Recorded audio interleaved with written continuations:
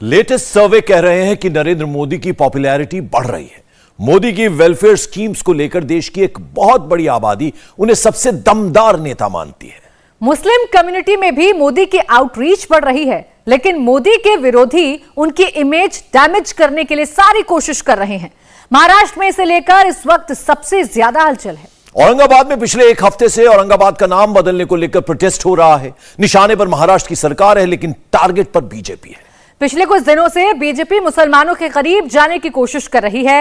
एक देश एक डीएनए के जरिए मुसलमानों का दिल जीतने की कोशिश कर रही है, लेकिन मुस्लिम मोहल्लों में कई तरह के प्रयोग चल रहे हैं। 24 का चुनाव अभी दूर है। क्या मुसलमान नेता अभी से मुसलमानों को डराने की कोशिश कर रहे हैं? ये रिपोर्ट देखिए और समझिए।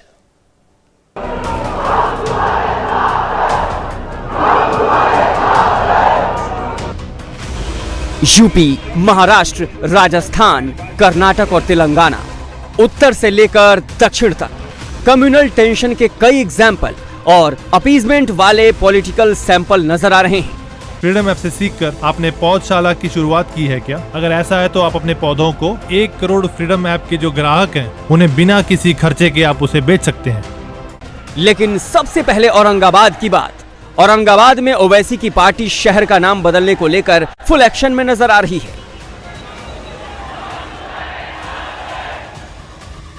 एआईएमआईएम के सांसद इम्तियाज जलील पिछले 5 से 6 दिनों से इसलिए धरना देकर बैठे हैं क्योंकि औरंगाबाद का नाम संभाजीनगर करने से उन्हें दिक्कत है। औरंगाबाद की आवाम की तरफ से साफ लफ्जों में ये कह रहा हूं कि औरंगाबाद का फैसला अगर करना है तो वो मेरे औरंगाबाद की आवाम तय करेगी, तुम वहां पे बैठ के नहीं कर। औरंगजेब और उसकी निशानियों से उनका लगाव कितना है, ये इन तस्वीरों से समझा जा सकता है, जिसमें वो औरंगजेब की पत्नी रबिया दुर्रानी के मकबरे के सामने फोटो भी खिंचवाते हैं और फिर उसे अपनी टाइमलाइन पर भी डालते हैं। औरंगाबाद के विरोध प्रदर्शन के पीछे ओवैसी का जो एजेंडा है वो कहीं दूसरे मंच पर नजर भी आ जाता है। हमको मंजलिस को और मजबूत करना है और इंशाअल्लाह ताला हम मंजलिस को और मजबूत करेंगे। रियासत झारखंड हो या बिहार हो या कहीं पर भी हो जहां पर मंजलिस आज काम कर रही है, हम मंजलिस को कामयाब करेंगे। हमारी जिंदगी का मकसद मंजलिस को सियासी ताकत बख्शना है। मैं अपने रुफ़क़ाओं से अपील कर रहा हूं कि तुम और हम जब खबरों में जाकर आराम से सो जाएंगे तो ये तिश्नगी लेकर हम अपनी खबरों में जाकर नहीं सोएंगे कि काश मैं कुछ वहां पर जाकर कुछ कर देता, अपनी जमात का परचम लगा देता, अपनी जमात के लिए लोगों को तरगीब देता कि और दो मंजलिस को। ये तिश्नगी हम पर लेकर अपनी खबरों में जाकर नहीं सोएंगे। अल्लाह सुब्हाना व तआला जब तक हमको और आपको जिंदा रखेगा, अल्लाह हमको हमारे जज्बे को जिंदा रखे। औरंगाबाद एक सैंपल है, लेकिन मुस्लिम पॉलिटिक्स की लेबोरेटरी में औरंगाबाद क्यों चुना गया, उसके पीछे पूरा कैलकुलेशन है। महाराष्ट्र में जिस इलाके में सबसे ज्यादा मुस्लिम वोटर्स हैं, औरंगाबाद उनमें से एक है। यहां 20 से 30% तक मुस्लिम वोट है। भिवंडी, नासिक, मालेगांव, लातूर, शोलापुर, अकोला और विदर्भ के कुछ इलाकों में भी मुसलमान वोट एक बड़ा फैक्टर है। मराठी मुसलमानों को रिझाने के लिए उद्धव ठाकरे इन दिनों ठाकरे के हिंदुत्व और बीजेपी के हिंदुत्व का फर्क समझाते हैं। उद्धव को लगता है कि महाविकास अघाड़ी के साथ आने से जो कट्टर हिंदुत्व वोट बैंक उनके हाथ से निकल गया, उसकी भरपाई मराठी मुसलमानों से की जा सकती है। लेकिन बीजेपी इसी में अपने लिए मौका तलाश रही है। बीजेपी के नेता और महाराष्ट्र सरकार में मंत्री मंगल प्रभात लोढ़ा ने विधानसभा में लव जिहाद वाला मुद्दा उठा दिया। मंत्री ने बताया कि महाराष्ट्र में लव जिहाद के 1 लाख से ज्यादा मामले आ चुके हैं। मुझे समझ में नहीं आता माननीय अध्यक्ष महोदय कि हम महिलाओं के उत्थान की, महिलाओं की सुरक्षा की बात में तो करते हैं, पर जब यदि कोई ऐसा विषय आ जाता है कि जिसमें लव जिहाद का विषय हो, जिसमें महिलाओं के ऊपर हो रहे दूसरे अत्याचार का विषय हो, 50-50 हजार लोगों के मोर्चे पूरे महाराष्ट्र के अंदर हर जिले में निकल रहे हैं, तो क्या वो अपना आप निकल रहे हैं? माननीय अध्यक्ष मोदी, आग अंदर जली हुई। ये जो सारे महाराष्ट्र के अंदर 1 लाख से ज्यादा लव जिहाद के केसेज हुए, उससे समाज कहीं ना कहीं व्यथित है। माननीय अध्यक्ष महोदय, महाराष्ट्र में नया श्रद्धा वालकर नहीं होने देना ये सरकार की जिम्मेदारी है।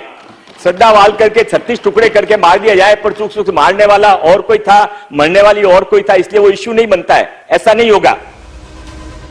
लव जिहाद और धर्म परिवर्तन, ये ऐसे दो बड़े मुद्दे हैं जो हिंदुत्व वाली पॉलिटिक्स का केंद्र बिंदु माने जाते हैं, लेकिन जनसंख्या नियंत्रण वाला मुद्दा भी इसमें एड ऑन हो चुका है। जनसंख्या नियंत्रण कानून को लेकर विश्व हिंदू परिषद का नया बयान सामने आया है। मैं समझता हूँ कि जनसंख्या बढ़ रही है, इसका केवल एक कारण नहीं है, घुसपैठ भी कारण था, धर्मांतरण भी कारण था, किसी एक मजहब के लोगों में जल्दी शादी होती है ये भी कारण था, और अधिक बच्चे होना भी। समाज के लिए बड़ा खतरा है जनसंख्या का असंतुलन होना। हमको संतोष है कि सरकार ने घुसपैठ रोकी है, हमको संतोष है उत्तर प्रदेश ने, मध्य प्रदेश ने अवैध धर्मांतरण के खिलाफ कानून बनाया है, वो प्रभावी भी हुआ है। जनसंख्या के बारे में भी सरकार जल्दी नीति लाए, और जिन मजहबों में जनसंख्या वृद्धि की दर बाकी से ज़्यादा है वो भी अपनी दर कम करें, इसके प्रयत्न भी होने चाहिए, इसका कानून भी होना चाहिए। प्यू रिसर्च सेंटर की रिपोर्ट में दावा किया गया है कि भारत की आबादी इस साल चीन से ज्यादा हो जाएगी। भारत की जनसंख्या में 1950 के बाद से 1 अरब से ज्यादा बढ़ोतरी हुई है। इस रिपोर्ट में दावा किया गया है कि 2021 में मुसलमानों की भारत में आबादी 21 करोड़ 30 लाख थी, जो 2030 तक 23 करोड़ 63 लाख हो जाएगी। मुस्लिम आबादी में बढ़ोतरी को लेकर नेशनल फैमिली हेल्थ सर्वे का डेटा भी सामने रखा जाता है।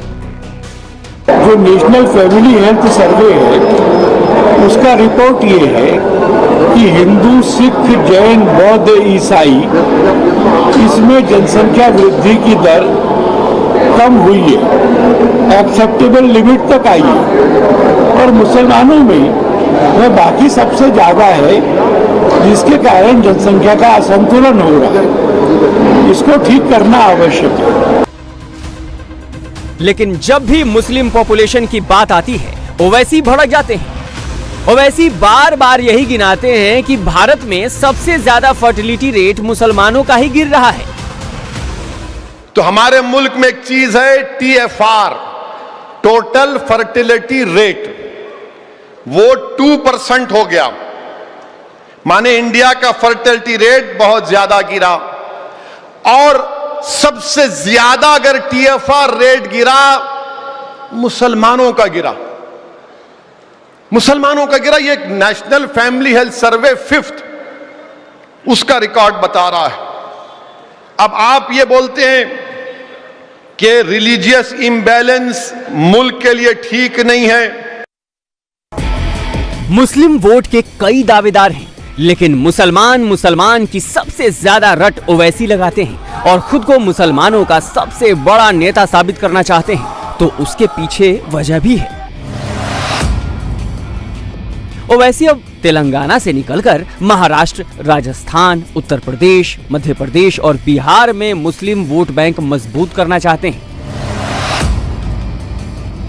लोकसभा की 543 सीटों में से 41 सीटें ऐसी हैं जहां 30% तक मुस्लिम आबादी है, 24 सीटें ऐसी हैं जहां 40% तक मुस्लिम वोट बैंक है, और 14 सीटें ऐसी हैं जहां 50% तक मुस्लिम वोटर हैं। लेकिन इस मुस्लिम वोट पर बीजेपी की भी नजर है। एक देश एक डीएनए प्रोग्राम के जरिए पसमानदा मुसलमानों को जोड़ने के लिए बीजेपी ने तैयारी कर ली है। शुरुआत यूपी से होगी, लेकिन विस्तार पूरे देश में होगा। फ्रीडम ऐप से सीखकर आपने पौधशाला की शुरुआत की है क्या? अगर ऐसा है तो आप अपने पौधों को 1 करोड़ फ्रीडम ऐप के जो ग्राहक हैं उन्हें बिना किसी खर्चे के आप उसे बेच सकते हैं। इसीलिए जब नागालैंड में बीजेपी के अलायंस वाली सरकार को शरद पवार के सपोर्ट वाली बात आई तो ओवैसी ने सबसे पहले निशाना साधा। ओवैसी कह रहे हैं कि अगर शरद शादाब होते तो उन्हें बी टीम कह दिया जाता और सेक्युलर के लिए अछूत कहा जाता। ओवैसी ने फिर याद दिला दिया कि दूसरी बार एनसीपी ने बीजेपी को सपोर्ट किया है। शिंदे वाली शिवसेना के नेता भी इसे लेकर पवार और बीजेपी की दोस्ती का इशारा कर रहे हैं। ये जो मैंने भी पेपर में पढ़ा हूँ, मैंने भी आपके कुछ चैनलों ने उसकी मालूमात दी है कि एनसीपी ने बीजेपी को पाठिंबा दिया है। अगर वो पाठिंबा उन्होंने अगर दिया है तो उनके मंसूबे मैं तो नहीं बता सकता, शरद चंद्र जी पवार साहब या अजीत दादा पवार साहब ही बता सकते हैं। लेकिन अगर उन्होंने वहाँ पाठिंबा दिया है तो इसका मतलब उनका कहीं ना कहीं तो भी बीजेपी को पाठिंबा है।